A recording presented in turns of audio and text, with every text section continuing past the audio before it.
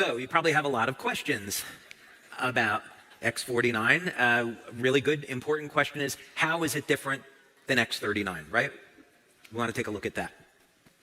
Also, it was very, very important from a business perspective that X39 remain the parent product and X49 be an add-on, right? We want to continue to message X39 as the lead-in product, and X49 is something that you add on as a bonus.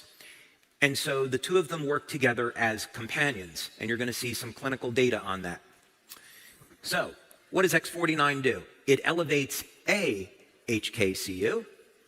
X39, of course, as we know, elevates GHKCU. They're copper peptides, they're mother and daughter peptides, but what they do is very different. GHK is ubiquitous. It's found throughout the entire body. AHK is found in more specialized tissue, and therein lies the power of X49 and AHK. So, like GHK, AHK will decline with age. Alanine is the amino acid in the AHK. So GHK is glycine, histidine, lysine. AHK is alanine, histidine, lysine. What first got me interested in this, more than 3 years ago now, is I was looking at peptides that were based on alanine. And there's an interesting thing that seems to happen in the brain with alanine metabolism. And I would go as far to say that someday there will be a naturally occurring peptide discovered that will be a very, very effective treatment for Alzheimer's disease and ALS, and it will involve manipulating the alanine pathway. So that's actually why I was researching this in the very beginning. Now, there are a number of things that are already known about AHK, and then a number of things that we discovered in our research. One of them that's known is that AHK gets involved with repair of the endothelial lining. And what's interesting about that is that repair of the endothelial lining is induced by a growth factor called VEGF.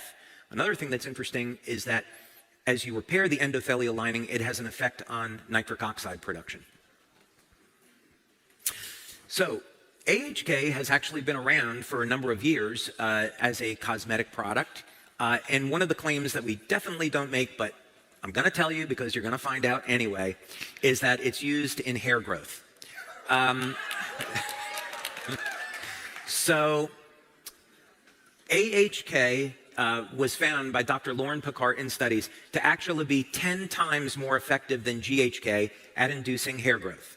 That puts it on the same level as minoxidil, but it doesn't do it through manipulating hormones. For those of you that are interested in exploring this, I've spoken with a medical doctor. We're looking at doing a study.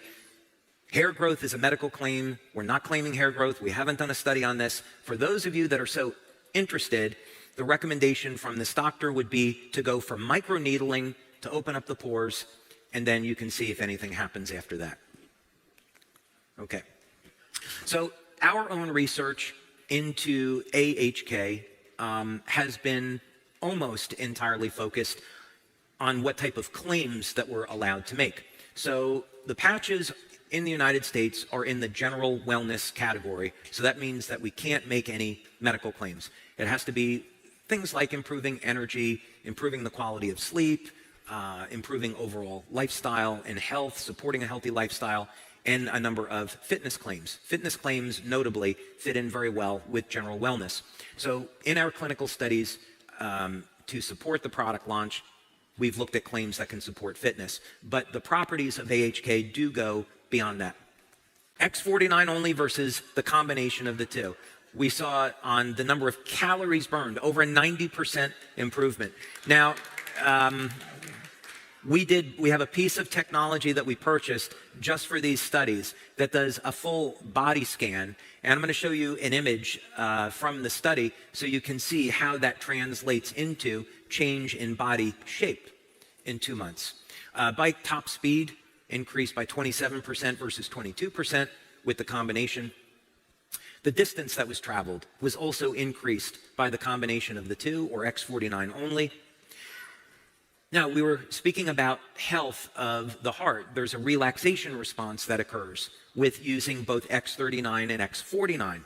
There's an improvement in endothelial function, and this translates into not only a decrease in the pulse rate, but a change and improvement in blood pressure. So here we see just using X49 only versus the combination of two, the pulse rate comes down. So what our data is showing is that both X39 and X49 have an effect on our overall body, but what they do is they work in different ways at improving health. X49, mostly in this example, is focusing on our muscle mass. And as a result of getting an increase in lean muscle, we also see corresponding decrease in body fat. And this is not a fat-burning mechanism per se that we would usually think of. So after 2 months of using X49, people find out not only have they gained more strength, stamina, and lean muscle, but the amount of body fat also reduces. Okay, so here's one of the images from the study. This is a fellow that is 74, and I want you to take a look at a couple of the points here. The most important one is the health risk. You can look at the body fat percentage where he started out at 37.5, which is not so good. But what this equipment does is it calculates risk for things like cardiovascular disease, and then it just puts it into a simple percentage. So at this body fat relative to muscle mass, he's 53% higher than ideal in body composition.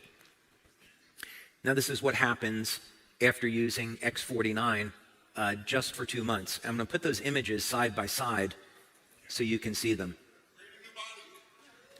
Great, that was Michael Accurso, wasn't it? I'd recognize that voice anywhere. Okay, so at age 74, not only was he able to get a reduction in body fat, but look what happened with the health risk now. 53% to 20%. So this is very much in keeping with the goals of the company. We want to not only improve people's overall body shape, but improve their health. That's ultimately the goal. So I want to get into one other thing here, more specifically is on blood pressure. So we had first saw this in clinical studies that we did with X39. It appears there's a number of things that are going on here. One is that the cardiovascular system itself seems to be going through some repair, and there's also a relaxation response in the autonomic nervous system.